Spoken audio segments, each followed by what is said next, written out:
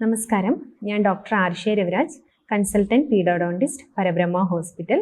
ഞാനിന്ന് നിങ്ങളുമായിട്ട് ഷെയർ ചെയ്യുന്നത് എപ്പോഴാണ് ഒരു പീഡിയാട്രിക് ഡെൻറ്റിസ്റ്റ് നിങ്ങളുടെ കുട്ടികൾക്ക് ജനറൽ അനസ്തേഷ്യയിൽ ഡെൻ്റൽ ട്രീറ്റ്മെൻറ്റ് സജസ്റ്റ് ചെയ്യുന്നതെന്ന് നോക്കാം.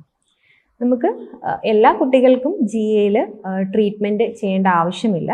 പക്ഷേ എക്സ്ട്രീംലി അൺകോപ്പറേറ്റീവ് ആയിട്ടുള്ള കുട്ടികൾ, നമുക്ക് ഡെൻ്റൽ ചെയറിൽ ഹാൻഡിൽ ചെയ്യാൻ പറ്റാത്ത കുട്ടികൾ, ഒന്നുകിൽ ഫിയർ ആയിരിക്കാം, അല്ലെങ്കിൽ ആൻസൈറ്റി ഒക്കെ കാരണം നമുക്ക് ഹാൻഡിൽ ചെയ്യാൻ പറ്റാത്ത കുട്ടികളുണ്ട്, അല്ലെങ്കിൽ എന്തെങ്കിലും മെഡിക്കലി കോംപ്രമൈസ്ഡ് ആയിട്ട് മെഡിക്കൽ ഇഷ്യൂസ് ഉള്ള കുട്ടികളുണ്ട്, പിന്നീട് സ്പെഷ്യൽ ചൈൽഡ് ഉണ്ട്. മാത്രമല്ല ചില കുട്ടികൾക്ക് മൾട്ടിപ്പിൾ ഡെൻ്റൽ പ്രൊസീജിയേഴ്സ് ചെയ്യേണ്ടി വരും.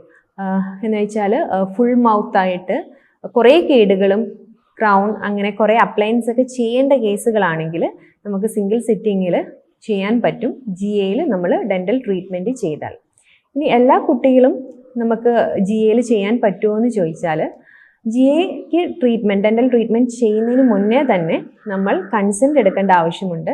കുട്ടിയുടെ എയർവേ അസസ്മെൻ്റ് ഒക്കെ ചെയ്യണം. മാത്രമല്ല കുട്ടി മെഡിക്കലി ഫിറ്റ് ആണോ GAയിൽ ട്രീറ്റ്മെൻറ്റ് ചെയ്യാൻ എന്നുള്ളത് നമ്മൾ ആദ്യം നോക്കേണ്ടതുണ്ട്.